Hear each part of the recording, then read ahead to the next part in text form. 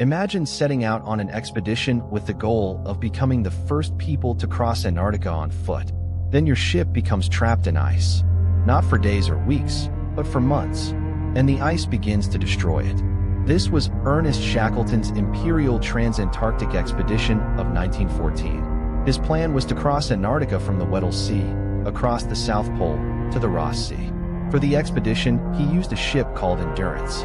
It left Plymouth on August 8, 1914. After stops in Buenos Aires and South Georgia, Endurance left Grytviken on December 5, 1914. There were 28 men aboard, including Shackleton. Among them were Captain Frank Worsley, Frank Wild, photographer Frank Hurley, surgeon Alexander Macklin, Dr. James McElroy, carpenter Harry McNish, and young Perce Blackborough, who had originally boarded as a stowaway.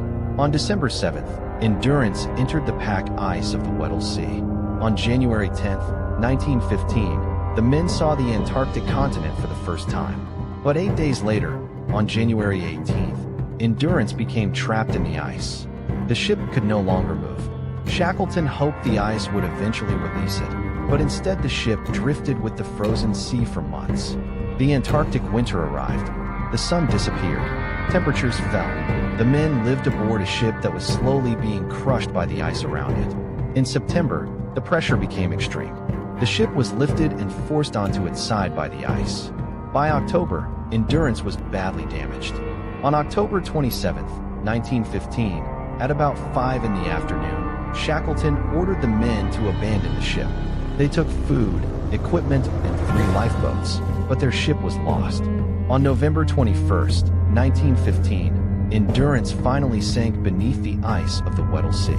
28 men were now stranded on drifting sea ice, hundreds of miles from land, with no ship and no way to communicate with the outside world.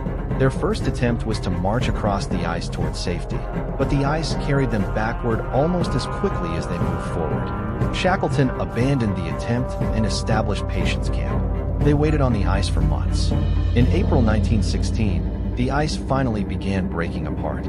On April 9th, the men launched the 3 lifeboats, James Caird, Dudley Docker, and Stancomb Wills. After days at sea, they reached Elephant Island on April 16th. They had finally reached solid ground, but they were not rescued. Elephant Island was uninhabited and far from normal shipping routes. Shackleton knew that if they stayed there, they could die. So he made another extraordinary decision. On April 24, 1916, Shackleton and 5 men left Elephant Island aboard the 22.5-foot James Caird. Their destination was South Georgia, about 800 miles away. Captain Frank Worsley navigated the tiny boat through the Southern Ocean. For 17 days they battled storms, freezing water, and enormous waves.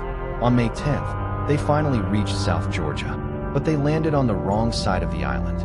The whaling station was on the opposite coast, separated by mountains and glaciers. Shackleton, Worsley, and Tom Crean set out on foot. After crossing the unmapped mountains without stopping for about 36 hours, they reached the Stromness whaling station on May 20th. Shackleton could finally organize a rescue, but the men on Elephant Island were still waiting. Several rescue attempts failed because of ice and storms. Finally, on August 30th, 1916, the Chilean steamer Yelcho reached Elephant Island. All 22 men who had remained there were rescued. All 28 men of the Endurance group survived. The expedition had failed to cross Antarctica. Endurance had been destroyed. But Shackleton had achieved something extraordinary. He brought every member of his ship's party home alive. And more than a century later, the story gained one final chapter. On March 5, 2022, the wreck of Endurance was found in the Weddell Sea at a depth of about 3,008 meters. It was remarkably well preserved, and the name Endurance could still be seen on the stern. The ship that never completed its mission had become the symbol of one of the greatest survival stories in the history of exploration.